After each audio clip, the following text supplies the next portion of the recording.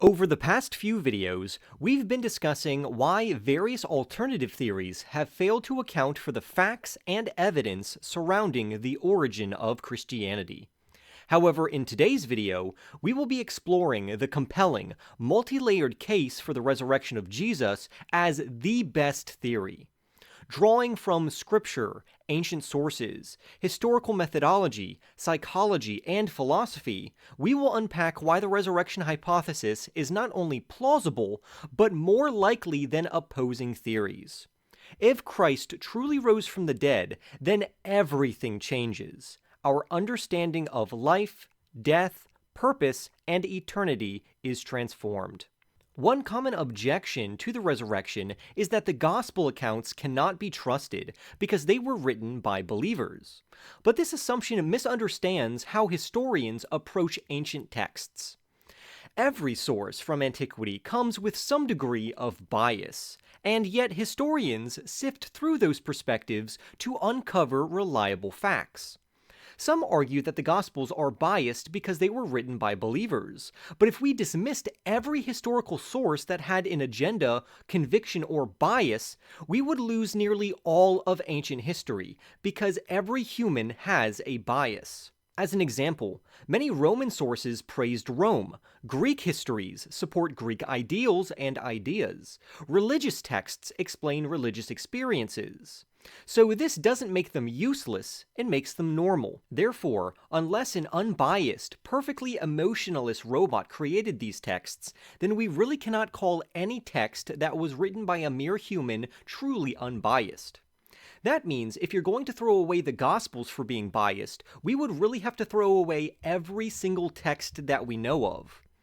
And why wouldn't we consult Christians or Christian documents if they have the earliest writings? As an example, when studying Hinduism, we would turn to Hindu texts, or if we were studying Judaism, we would explore Jewish writings. Same goes for Roman culture or Greek culture. Why wouldn't we turn to Roman and Greek historians to know more about Rome and Greece? Therefore, if we want first-century sources about what happened to Jesus and how Christianity originated, we would consult Christian sources. The Gospels, as well as the Epistles, are the earliest, most complete, and most consistent documents we have about Jesus of Nazareth during that time. To ignore these Christian sources, just because they were later added to the Bible and became known as quote-unquote religious documents, is to ignore the standard methods of historiography. We don't dismiss Roman historians like Tacitus simply because they are Roman or admired Rome, nor do we discard Jewish historians who follow Judaism such as Josephus. If we want to understand the beliefs, experiences, and claims of the early Christian movement, we must take their own writings seriously. We would be wise to incorporate this data in a larger corpus of the history we know during that time. However, ignoring the Gospels just because they are religious documents would be like refusing to read civil rights literature to learn about Martin Luther King Jr. The presence of belief or bias does not invalidate the presence of truth. In fact, when we read the gospel narratives closely, we find details that strengthen their credibility. These are not sanitized, polished religious fables. Instead, they include deeply uncomfortable and awkward admissions, like details which are unlikely for a fabricator to invent. Jesus, the central figure of Christianity, is described as being crucified, a death that was considered cursed and humiliating in both Roman and Jewish cultures. His followers are shown as deeply flawed, arguing over status, falling asleep when he needed them, and denying they even knew him in his darkest hour.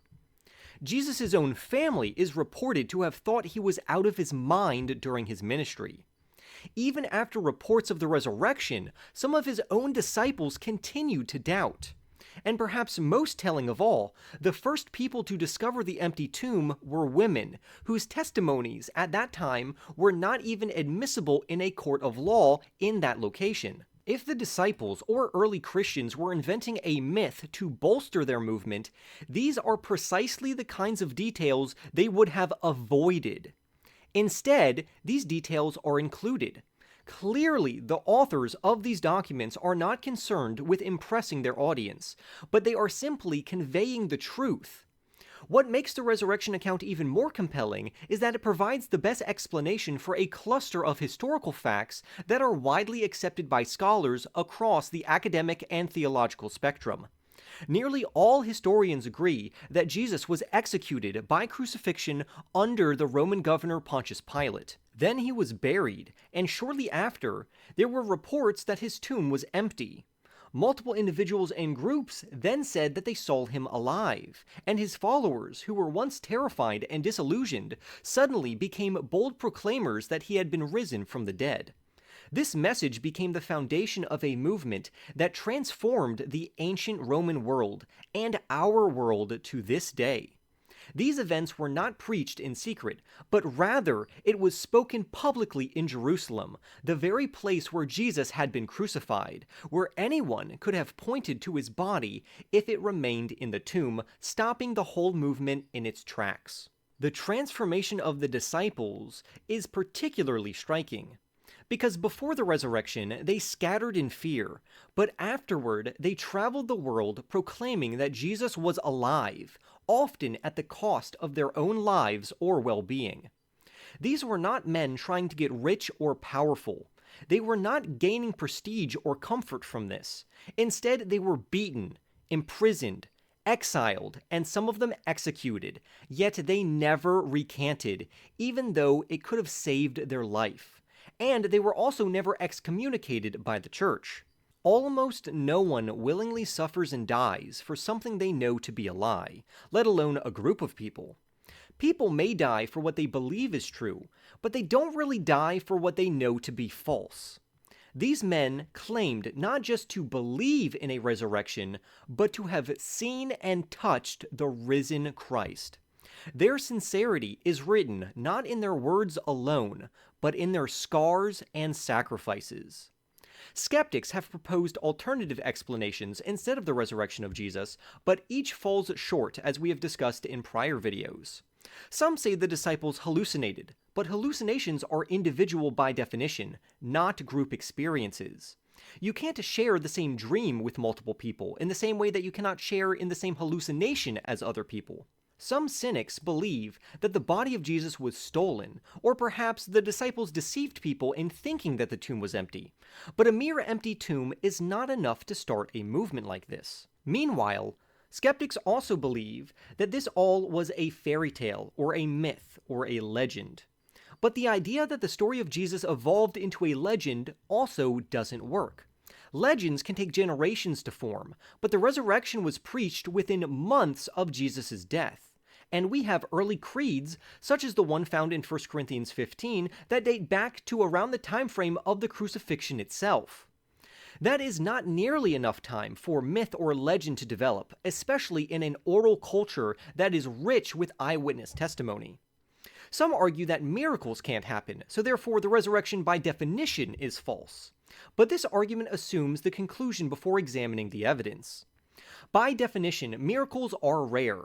If they happened regularly, then they would cease to be miracles. Yet, when an event defies all natural explanation and is testified by multiple credible witnesses, we don't dismiss it, we investigate it.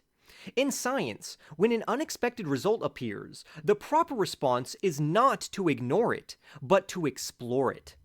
The resurrection is that kind of result. But in this regard, it's in the field of history.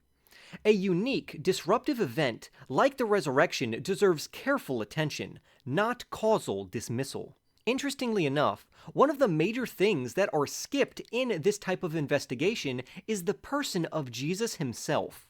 Think about it. If God were to vindicate any person in human history by raising him from the dead, Jesus would fit that profile. Jesus taught with unparalleled authority. He claimed to be one with God. He forgave sins, healed the sick, and welcomed the outcast. He predicted his own death and resurrection. He lived a life of radical love, moral clarity, and sacrificial service. His crucifixion was not the end of his story. It was the moment when the sin and suffering of the world converged on him, and his resurrection became the divine declaration that death would not have the final word. No other figure in history so perfectly matches the kind of person that we would expect God the Father to raise from the dead if such an act were to ever occur. Furthermore, when we look at the first theory to explain the rise of Christianity, it was the resurrection itself, which was first proclaimed in Jerusalem, the very last place one would expect a hoax to succeed. Thousands of Jews, deeply committed to monotheism and strict religious tradition, suddenly began proclaiming that a crucified man had risen and was God himself. They changed their day of worship from Saturday to Sunday. They broke long-standing dietary and ceremonial laws, and they did it not because they sought power, but because something had shattered their worldview and rebuilt it around an empty tomb and interactions with the risen Jesus. It's important to realize that most of what we know comes through other people's testimonies. We believe in distant lands we've never visited, in medical research we've never conducted, in experiments we didn't perform, and in historical events we've never witnessed, all simply based on testimony. Christianity makes a claim rooted in testimony. Some say it's eyewitness, others say it's secondhand accounts, but regardless, it's testimony nonetheless, of a man who died and was seen alive again. These testimonies were not whispered rumors. They were shouted from the rooftops, written in letters, preached in public squares, and sealed in the blood of reliable witnesses that has transformed the ancient and modern world. Lastly, I want you to imagine just for a moment that all of this evidence and circulating claims and facts were not made about Jesus, but about somebody else that is universally admired, like Alexander the Great. Suppose multiple people from different backgrounds, including former enemies, all said that they saw Alexander the Great alive after his death. Imagine that they said they had interacted with Alexander.